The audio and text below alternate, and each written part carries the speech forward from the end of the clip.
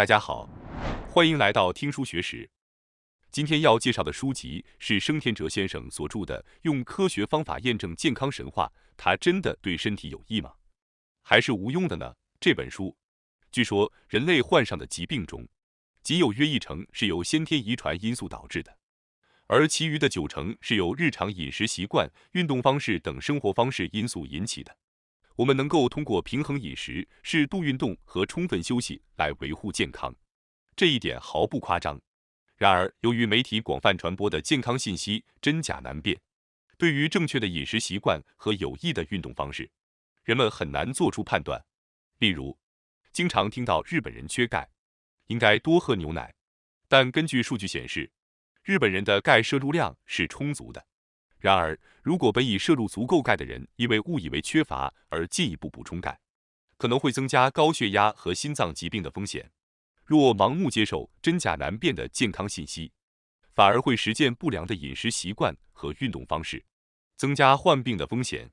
本书通过科学的方式验证了各种健康信息的真假，并详细解释了其中的真相，因此我们可以放心学习。在本视频中，我们将挑选本书中2个特别引人关注的内容进行介绍，分别是：第1章喝咖啡是否有害健康？咖啡的真实与谎言的6大疑问。第2章巧克力是否会上瘾？巧克力的真实与谎言的5大疑问。这2个主题都非常重要，请务必阅读到最后。那么，让我们立即开始吧。在第1章中，我们将解释与咖啡相关的真实与谎言。许多人每天早晨起床前、上班途中或工作休息时间都会喝咖啡。最近在便利店，我们甚至可以随时享用到新鲜冲泡的美味咖啡。有些人可能每天都会光顾街上的连锁咖啡店。说到咖啡，一些信息声称咖啡对健康有益，而另一些则说咖啡对健康有害。那么到底喝咖啡是有益还是有害呢？是否应该减少咖啡的饮用次数？这可能让很多人感到困惑。因此，在第1章中，我们将具体解释有关咖啡健康信息的6个部分。1. 咖啡对健康有益。2. 喝咖啡会导致成瘾。3. 喝咖啡会导致脱水。4. 浅焙咖啡的咖啡因含量少于深焙咖啡。5. 怀孕期间喝咖啡会对胎儿造成不良影响。6. 高血压患者最好不要喝咖啡。这些话题都非常引人关注，让我们逐一详细解释。首先，我们来探讨第1个问题，即咖啡是否对健康有益。从结论来看，关于咖啡对健康的益处存在真实和虚假之说。我们经常赞扬咖啡，所以听到关于咖啡有益健康的说法中夹杂着谎言，可能会令人感到惊讶。因此，让我们从真实的部分开始谈起。咖啡具有刺激大脑、提神的效果。喝一杯咖啡大约摄入100毫克的咖啡因。摄入咖啡因后，大脑皮层会被强烈刺激，使大脑保持清醒，不易感到困倦或疲劳。喝咖啡可以提高心情，增强集中力，使人更加社交化。这些效果对于提高学习和工作的生产力是事实。除了这种精神作用之外，实际上咖啡还被指出具有延长寿命的效果，这可能是意外而不为人知的。咖啡的主要成分是著名的咖啡因，但除此之外还含有许多抗氧化物质，如多酚类化合物等。在我们的体内，活性氧化物不断地损害细胞。如果持续不健康的生活，活性氧化物会增加，导致老化加速、细胞损伤和突变，增加患癌的风险。抗氧化物质可以抑制对健康的不良影响，因此对于保持年轻和健康的身体来说，摄入足够的抗氧化物质至关重要。当提到抗氧化物质时，通常会想到富含在蔬菜和水果中。然而，根据美国癌症研究所的艾丽卡·罗斯和菲尔德博士的研究团队的研究，频繁饮用咖啡的人在各种死亡原因中，如癌症、脑死亡、糖尿病等方面的寿命略长于完全不喝咖啡的人。因此可以说，咖啡确实具有各种精神、身体和健康方面的作用。另一方面，咖啡对健康有益也有谎言的一面，因为咖啡因具有刺激大脑的作用。正如大家所知，咖啡因可能会导致睡眠障碍和焦虑症，特别是对于平时不太习惯喝咖啡或者小孩子来说，仅仅喝2杯咖啡就可能导致失眠或睡眠质量下降。基本上摄入的咖啡因会在肝脏中分解，大约4个小时减半，8个小时进一步减半。从饮用咖啡开始，约8小时后，体内的咖啡因含量会降解到摄取量的1/4左右。一旦降解到这个程度，咖啡因的效果就会减弱。所以建议那些喝咖啡后稍微失眠的人，至少在入睡前8小时不要喝咖啡。实际上，咖啡因在药事法中被指定为剧毒。虽然被称为剧毒，但咖啡因的致死量较低。例如，体重为60公斤的成人的预估致死量约为9克到12克。考虑到一杯咖啡含有约100毫克的咖啡因，要摄入10克的咖啡因，需要喝下100杯咖啡。一般情况下，通过喝咖啡过量而导致死亡是不可能的。但是由于含有大量咖啡因的能量饮料和失眠药过度摄取已经在日本和世界范围内得到确认，因此过度摄取咖啡因仍然是不可取的。接着我们来看第2个问题，即咖啡是否会导致成瘾。结论是咖啡会导致成瘾，这是事实。导致成瘾的原因是咖啡的主要成分咖啡因。当喝咖啡时，大脑深处的边缘系统中的奖励系统释放出一种称为多巴胺的快乐物质。简而言之，摄入咖啡因会让大脑感受到愉悦，因此会产生渴望再次饮用的成瘾性。当然，与摄取兴奋剂吗啡或可卡因时释放的多巴胺量相比，摄取咖啡因时释放的多巴胺量较少，咖啡的成瘾性不如药物严重。然而，通过持续饮用咖啡，我们的身体会产生对咖啡因的耐受性。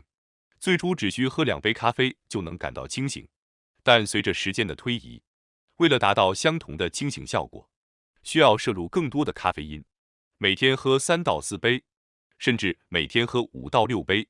一旦产生了咖啡因耐受性，停止饮用咖啡会导致头痛、疲劳、焦虑、不安和颤抖等不适症状，即所谓的戒断症状。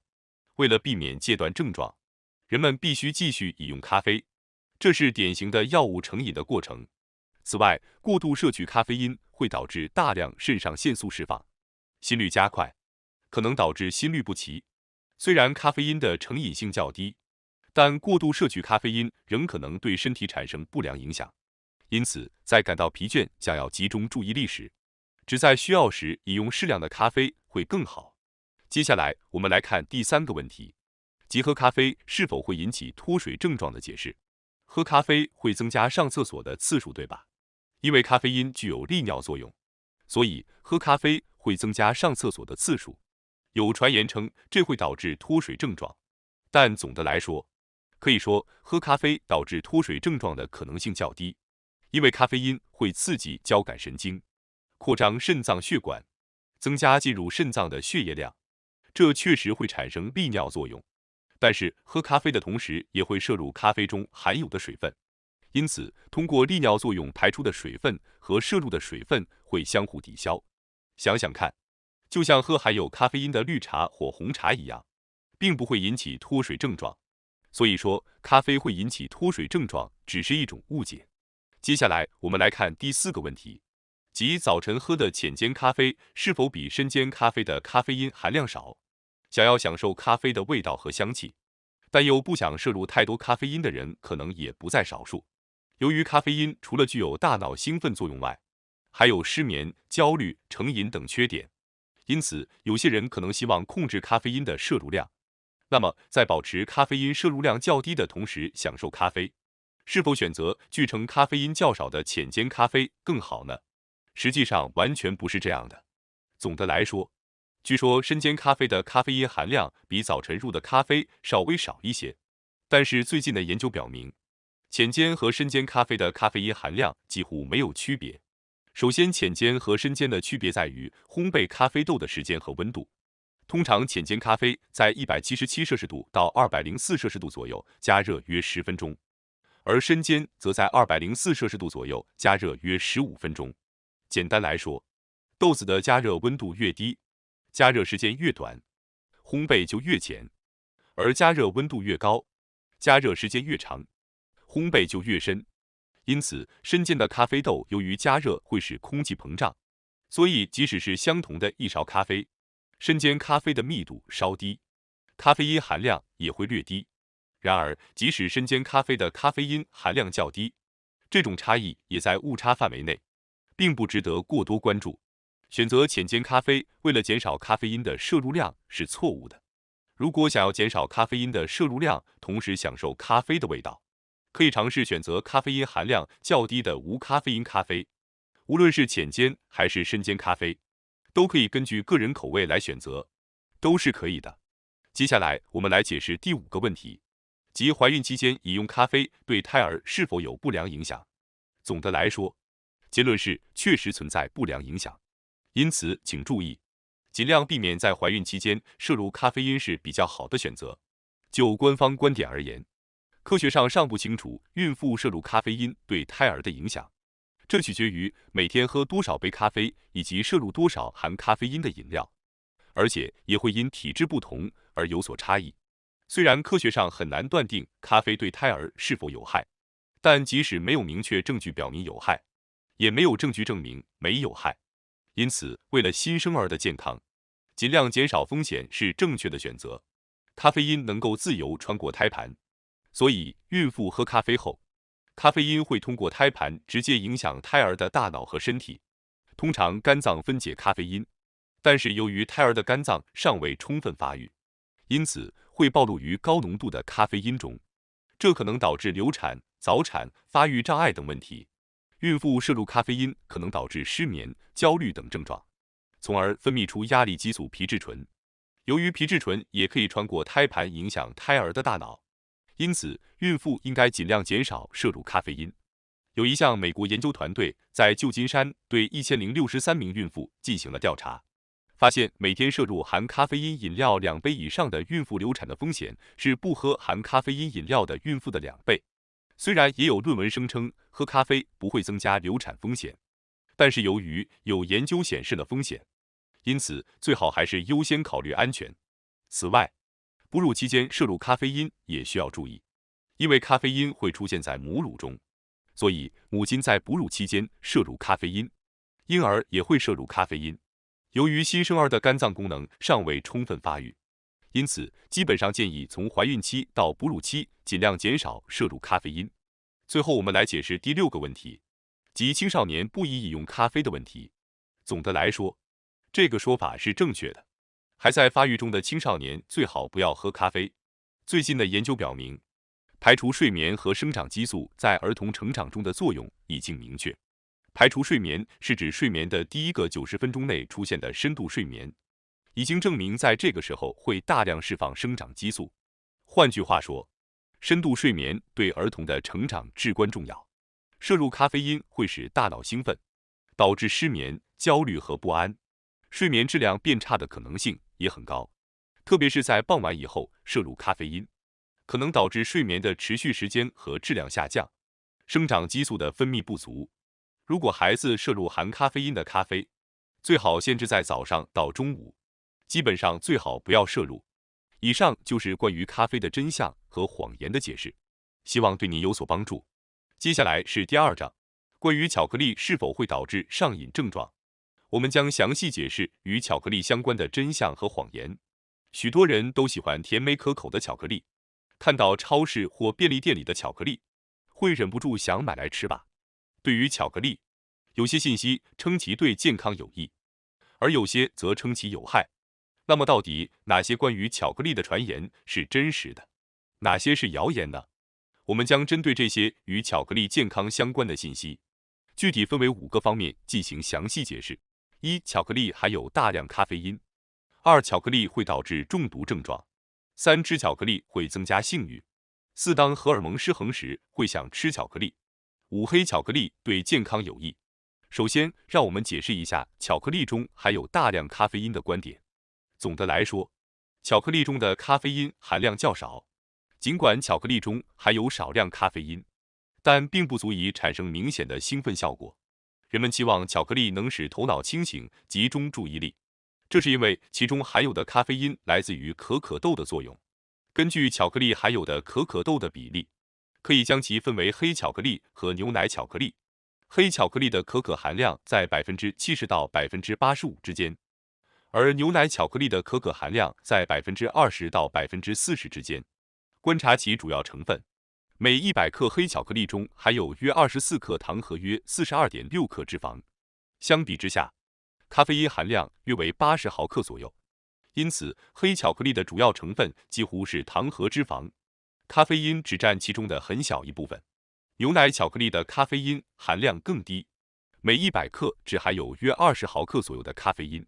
举例来说，市售的巧克力板约重50克，低可可含量的牛奶巧克力一块的咖啡因含量约为10毫克左右。可以说，巧克力中并不含有需要特别注意的大量咖啡因。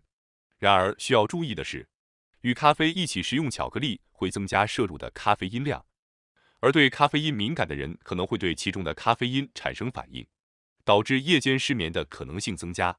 此外，如果食用高可可含量的黑巧克力过多，就会存在摄入过量咖啡因的风险。因此，要注意巧克力中含有少量咖啡因，并且要特别警惕傍晚以后过量食用的情况。接下来，我们来解释第二个观点，即巧克力会导致中毒症状。所有巧克力的原料都来自于一种热带植物，名为可可树，学名为 Theobroma cacao。希腊语中 Theo 表示神， Broma 表示食物，因此可可树被称为神的食物。现在让我们来谈谈可可树的果实，也就是巧克力的原料。可可豆含有一种称为巧克力碱的成分，在可可含量高的黑巧克力中，含有约800毫克的巧克力碱，而在可可含量低的牛奶巧克力中，含有约200毫克的巧克力碱。事实上，巧克力碱与咖啡因有相似的作用，可以将其想象为稍弱的咖啡因效果。通过摄入巧克力碱，可以期待大脑清醒，以及恢复从睡意和疲劳感中的效果。在工作或学习中吃巧克力能提高集中力，这是因为巧克力中含有的咖啡因和可可碱的作用。然而需要注意的是，可可碱像咖啡因一样，过量摄入会产生毒性。过量摄入可可碱可能导致食欲下降、出汗、颤抖、头痛、血压下降和心率增加等各种症状，有危险性。吃太多巧克力或者喝太多可可会带来危险，对此需要警惕。养狗或猫的人应该知道，不能给狗或猫吃巧克力，因为狗或猫吃了巧克力会导致中毒症状，甚至可能导致死亡。这是因为人类摄入可可碱后能迅速在肝脏中分解，并通过尿液排出，但狗或猫分解可可碱的速度非常缓慢，会在分解之前产生中毒症状。我们人类的身体大约需要23小时将可可碱降解一半，因此即使是人类也不应过量摄入。虽然有时可能会想吃很多巧克力，但我们要坚持适量食用。下面我们来解释第三个观点，即吃巧克力会增加性欲。总的来说，这是一个错误的观点，巧克力并没有增加性欲的作用。关于巧克力具有类似春药的效果的说法源于16世纪的西班牙。当时西班牙探险家埃尔南·科尔特斯登陆墨西哥时，遇见了阿兹特克王国的女王多纳·马琳娜。据说，当马琳娜女王给科尔特斯喝了她用可可树果实制作的巧克力饮料后，两人之间产生了爱意。科尔特斯的爱情故事迅速传遍了整个欧洲，因此开始饮用由可可树果实制作的巧克力饮料，即可可饮料。这样的传说至今仍然被广泛支持。人们认为，这样的传说之所以根深蒂固，是因为巧克力中含有咖啡因、可可碱、苯乙胺等刺激大脑的成分，特别是苯乙胺的化学结构与兴奋剂安非他命的成分相似，并被称为恋爱物质。为什么苯乙胺被称为恋爱物质呢？因为人们推测恋爱中的人体内会分泌苯乙胺。然而，令人遗憾的是，无论吃多少巧克力，苯乙胺都不会产生作用。因为苯乙胺在胃中会被完全分解，无法被身体吸收发挥作用。巧克力不是恋爱物质苯乙胺的供应源，因此无法提高性欲或产生类似春药的效果。接下来我们来看第四个观点，即当荷尔蒙失衡时就会想吃巧克力。有传言称，接近月经来临时，许多女性会突然想吃巧克力。然而据说想吃巧克力与荷尔蒙失衡无关。而是文化和先入为主的心理因素造成的，并非生物学现象，因此可以说这是不正确的。根据在美国进行的一项调查，有45%的女性在生理期间会想吃巧克力。然而，根据纽约州立大学的茱莉亚·霍姆斯教授的调查，美国出生的女性中有40%在生理期间想吃巧克力，而生活在美国但非美国出生的女性中，生理期间想吃巧克力的比例仅为17%。根据不同国家的调查，有报告显示，在美国，有45%的女性在生理期间渴望巧克力，而在西班牙只有28%，在埃及更是只有6%。这种区域差异如此之大，说明这种渴望更多的受到国家文化背景的影响，而不是人类生物学上的欲望。在这项调查中，那些非美国出生但在生理期间想吃巧克力的女性显示出了对美国文化的适应性高，反之，她们远离了自己的国家文化。受美国文化影响较深的女性和美国人一样，在生理期间会有吃巧克力的欲望。自文明开化以来，日本受到了各种美国文化的影响，现在食文化也在西方化，更多人吃肉多于鱼，甚至主食也更倾向于面包和意大利面而不是米饭。受到美国文化的影响，无意识的在生理期间当荷尔蒙失衡时会想吃巧克力。然而，这并不是生物学上的需求，因此请务必注意不要过量食用巧克力。最后，我们来看第5点，即黑巧克力是否有益健康。总的来说，如果问是否有益健康，作者会说这是不正确的。这可能会让人感到惊讶，因为我自己也曾认为黑巧克力对健康有益，所以这让我感到震惊。让我们来看一下作者的观点。黑巧克力中富含的可可成分含有大量的黄烷酮这种化学物质，黄烷酮具有抗氧化、抗炎症和扩张血管等作用，还能降低血压。基于黄烷酮的这一事实，巧克力制造商宣传黑巧克力有益健康，从而增加销量。然而，作者认为黑巧克力实际上是糖和脂肪的混合物，是一种垃圾食品。如果想要获得抗氧化和抗炎症等作用，最好直接摄取蔬菜和水果。根据澳大利亚科学家进行的一项研究，含有丰富黄烷酮的巧克力仅使健康人的血压降低了2毫米汞柱，而2毫米汞柱仅在测量误差范围内，因此可以说巧克力降低血压的实际效果几乎可以忽略不计。相比之下，作者指出，过度摄入糖所带来的负面影响要大得多。摄入过多的糖会引发糖化，导致细胞和血管遭受严重损害。与巧克力中的黄烷酮抗氧化和抗炎症作用相比，糖引起的炎症伤害要大得多。因此，巧克力不能算是健康食品。巧克力中含有的咖啡因和可可碱等大脑的兴奋作用是可以期待的，但仍然建议保持适度，适量食用巧克力。这可能是一个相当意外的论点。今天我们分享了一些真正对身体有益的信息，我希望您对健康神话的科学验证感到满意。感谢大家收看今天的节目。如果你喜欢我们分享的内容，记得点赞、订阅并开启小铃铛通知，第一时间获取我们的更新。在下次的节目中，我们将继续为大家分享更多有益的书籍。再次感谢大家的支持，我们下期再见。